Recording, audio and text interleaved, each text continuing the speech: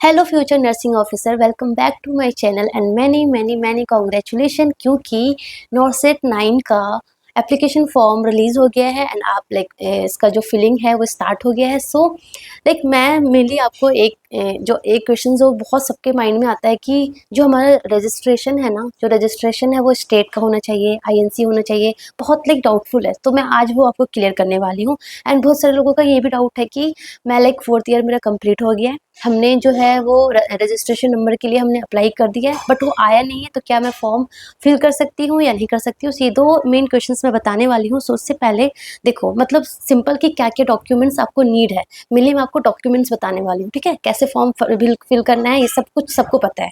Okay, सो जो नॉर्सेट application form है वो 22/7/25 से स्टार्ट हो गया था एंड 11th ऑफ अगस्त जो है at 5 PM is the last time, मतलब इससे पहले आपको फिल कर लेना है, ठीक है। एंड ऑफ कोर्स नॉर्सेट प्री का जो एग्जाम है वो 14th ऑफ सितंबर को है एंड मेंस का जो है वो 27th ऑफ सितंबर को है, ठीक है ना। सो एग्जाम भी पता चल गया आपको एंड एज लिमिट आपको पता ही है कि 18 to 30 ईयर्स होता है, ठीक है ना। एंड जो ये एज है ना, वो जो हमारा last date of application form है ना, वहाँ तक काउंट होता है कि मतलब अगर जो आपका last date of application form है that is 11th of August, उससे पहले अगर उस वहाँ पे अगर आपका 30 ईयर्स हो गए, इट मीन्स आप नहीं कर सकते हो। 18 to 30 ईयर्स के लोग ही इसको फिल कर सकते हैं एंड इसमें कैटेगरी में थोड़ा रिलैक्सेशन भी है, वो आप पढ़ सकते हो, ठीक है ना। सो क्या क्या डॉक्यूमेंट्स चाहिए, सो देखो, सबसे पहले आपको आईडी कार्ड चाहिए। आईडी कार्ड में कुछ भी, जैसे कि वोटर आईडी कार्ड भी ले सकते हो आप, या तो पैन कार्ड ले सकते हो, या ड्राइविंग लाइसेंस ले सकते हो, या आधार कार्ड ले सकते हो, या पासपोर्ट, कोई भी एक। जब ये सारे नहीं, ओनली वन।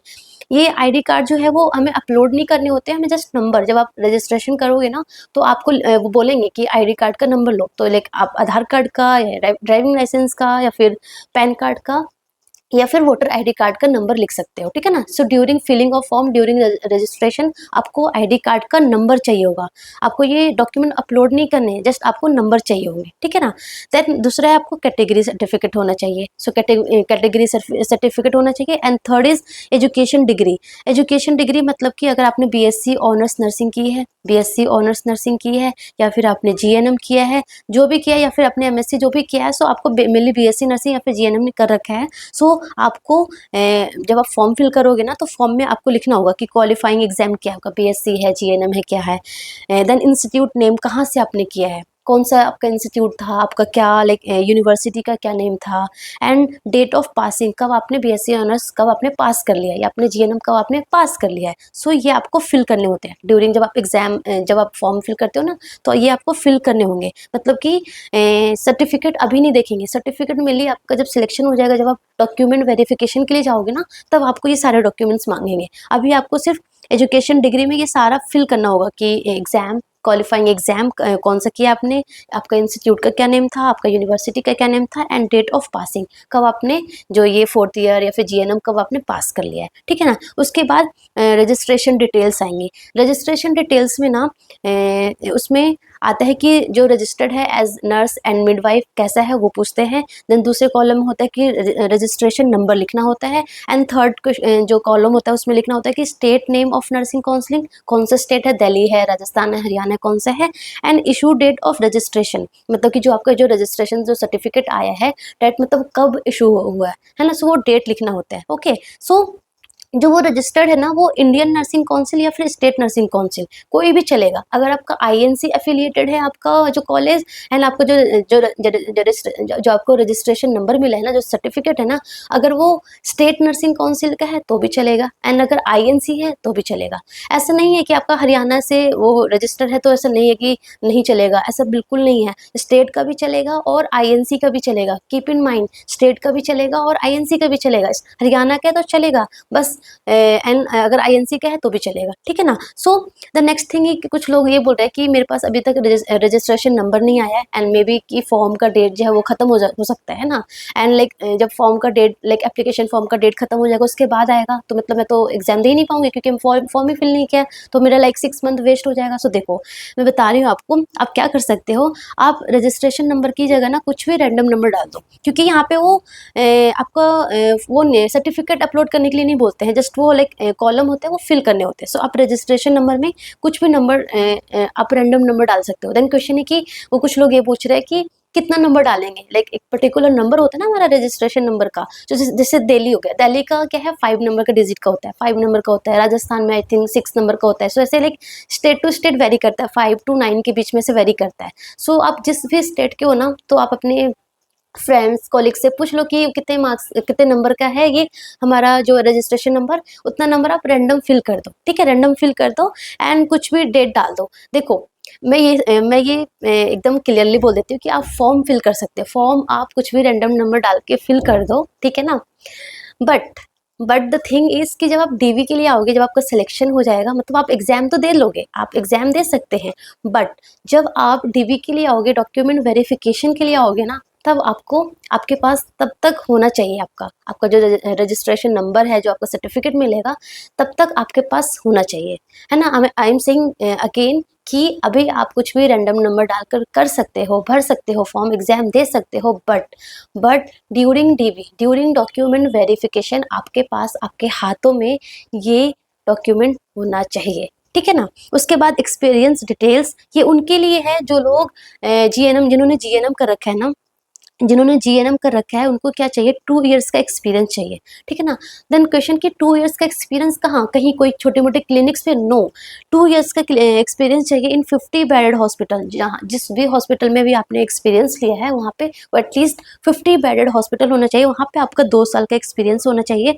एंड वो जो एक्सपीरियंस है ना, वो after completion of your course, जैसे कि आपने जीएनएम कंप्लीट कर लिया, लेट्स सपोज आपने जीएनएम 2020 में कंप्लीट कर लिया, देन 2020 के बाद का वो 2 साल एक्सपीरियंस काउंट होगा, ठीक है ना।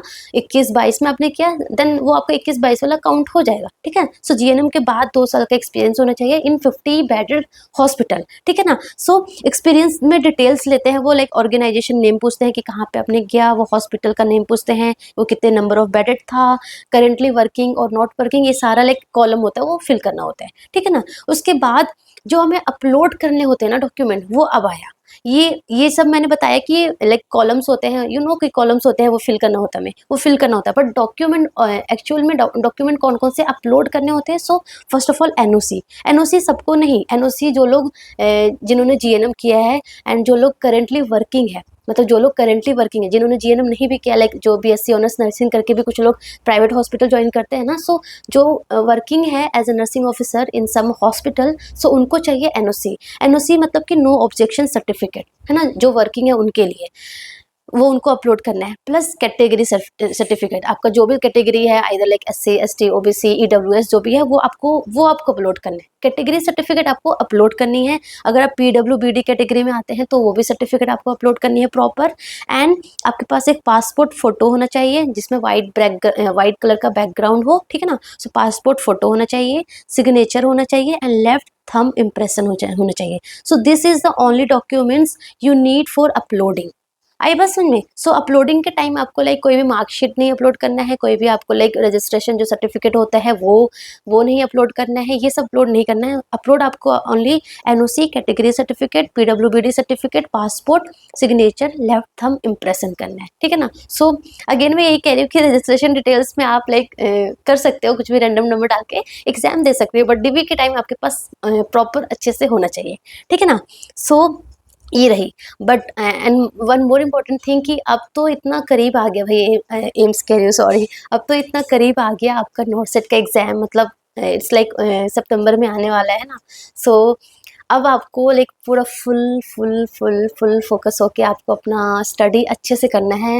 लाइक ये बाकी की जो मोह माया है, जो आपका जो सोशल मीडियाज़ है ना, अनटिल एंड अनलेस अगर आप इन्फ्लुएंसर है तो आपको ऑफ कोर्स आपको लाइक थोड़ा सा एक्टिव रहना पड़ेगा, बट अगर आप नहीं है तो आप प्लीज़ ये जितने भी सोशल मीडियाज़ है, ये जितने भी मोह माया है, उसको थोड़े टाइम के लिए दूर कर दो, ये सोच के कि मैं जो प्रिपेयर कर रही हूँ या कर रहा हूँ, इट्स फॉर माई पर्सनल, है ना, क्योंकि इससे आपको जॉब मिलेगी, है ना। ये आप एक जॉब के लिए करिए, it's not only exam, it's for your job, है ना। जॉब मिलेगी, इट्स नॉट कि आपको सिर्फ जॉब मिलेगी उसके बाद लाइक ये जॉब मिल जाएगी ना, उसके बाद आपको कितनी सारी चीज़ें पूरी होगी ना, आप सोच भी नहीं सकते हो। लाइक आपके पास फाइनेंशियल सपोर्ट होगा, आप कुछ भी कर सकते हो अपने पेरेंट्स के लिए, अपने घर के लिए, आप लाइक अगर मैरिड हो तो अपने स्पाउस के लिए, अपने बच्चों के लिए, है ना। एंड अगर आप कहीं घूमना चाहते हो तो कहीं घूम सकते हो, एनीथिंग यू कैन डू, क्योंकि सैलरी जो है वो आपको पता ही है कि सैलरी जो है वो 90 प्लस है ना। जैसे ही मतलब कुछ लोगों का ये भी डाउट है कि जैसे ही फ्रेशर हम ज्वाइन करेंगे क्या हमें 90 प्लस मिलेगा? यस यस यस,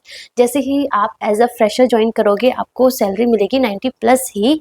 इनफैक्ट 2026 से तो वो ज़्यादा ही होने वाली है, क्योंकि हमारा आपको पता है 8 पे कमीशन आने वाला है इसलिए। सो बट ये है कि थोड़ा 3 मंथ का एक साथ मिलता है, इसलिए आपको 3 महीने तक आपको पेशेंस रखना होगा। बट यस, सब्र का फल हमेशा मीठा होता है। तो 3 महीने के बाद जो आपके हाथ में जो सैलरी आएगी दैट इज़ लाइक कि आपने सोचा भी नहीं होगा इतना ज़्यादा आता है, ठीक है। सो 3 महीने तक सब्र रखना पड़ेगा, बट यस आपको 90 प्लस ही देंगे।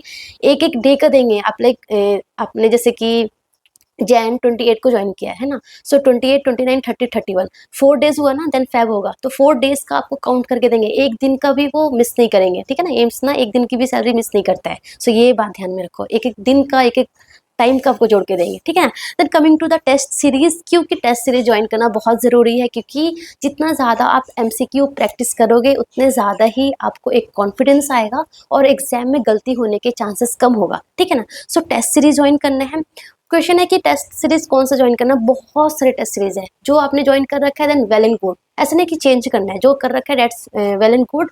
बट जिन्होंने अभी तक टेस्ट सीरीज ज्वाइन नहीं कर रहा है उनको मैं बता रही हूँ कि आप मिशन हाई नर्सिंग एक ऐप है, मिशन हाई नर्सिंग जो है वो एक ऐप है, उसमें एक चैंपियन लाइव टेस्ट सीरीज चल रही है, ठीक है। चैंपियन लाइव टेस्ट सीरीज चल रही है, ठीक है ना।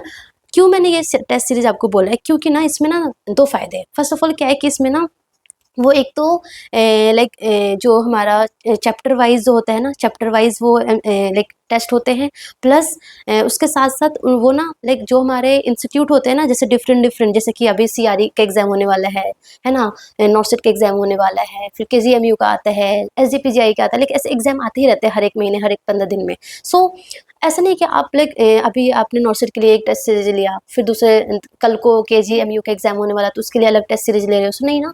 सो एक ही टेस्ट सीरीज लो जिसमें आपका सारा का सारा सोल्यूशन निकल जाए। सो वो है हमारा चैंपियन लाइफ टेस्ट सीरीज, जिसमें आपको सारे इंस्टीट्यूट जितने भी होते हैं वो सारे मिलेगा, प्लस चैप्टर वाइज मिलेगा, है ना, सिलेबस वाइज अलग अलग बुक के है ना वैसे मिलेंगे आपको लाइव टेस्ट। सो ये बहुत अच्छा है and it's like I think 999 rupees में है। So like up to 1000 rupees में आपको सारे ही जितने भी एग्जाम अलग अलग एग्जाम का आप प्रिपरेशन कर रहे हो तो सबका सॉल्यूशन यहाँ पे मिल जाएगा। सो आपको ये करना है। प्लस कुछ लोगों का ये भी डाउट है कि मेरे बहुत सारे नेगेटिव मार्क्स आ रहे हैं, सो हम डीमोटिवेट फील कर रहे हैं। सो भैया डीमोटिवेट क्यों फील कर रहे हो? सो देखो, every negative marks is a lesson not a failure. जितने भी नेगेटिव मार्क्स हो रहे हैं ना वो एक लेसन होता है यार, फेलियर नहीं होता है। क्योंकि जो भी नेगेटिव मार्क्स आ रहे हैं ना वो अभी आ रहा है, इट मीन्स अभी आ रहा है, तो आप उसको सही कर सकते हो।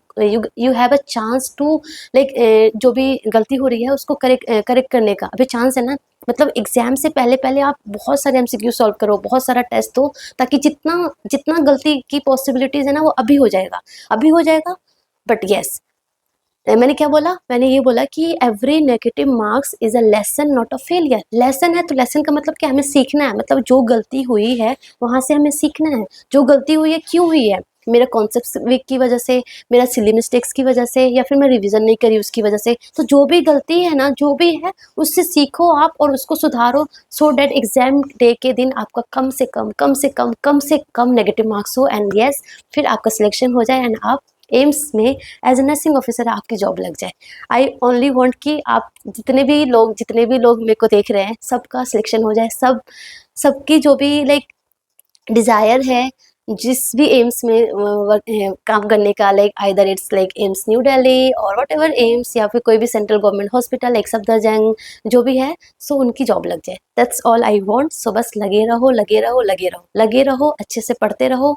आप एक गोल सेट करो, योर गोल इज एम्स। आप डेली का AIIMS you go this is your goal कि हाँ मुझे एम्स, मुझे नॉट सेट क्रैक करना है। बट डेली का गोल सेट करो कि यस आज मुझे इतने चैप्टर रिवाइज करने हैं, आज मुझे इतने चैप्टर पढ़ने हैं, आज मुझे इतने एमसीक्यू सॉल्व करने हैं, आज मुझे ये टेस्ट सीरीज खत्म करना है। सो डेली ये गोल बनाओ एंड गोल के अकॉर्डिंग प्लान बनाओ एंड ये गोल प्लान एंड आपको उस पर फोकस रहना है। आपको फोकस रहना है, आपको फालतू के मुँह माया पे नहीं आना है कि पेपर टफ आएगा, हार्ड आएगा, ये आएगा वो आएगा, जैसा भी आएगा आपने बहुत अच्छा पढ़ा है, ठीक है। So all the very best, all the very best and thank you so much.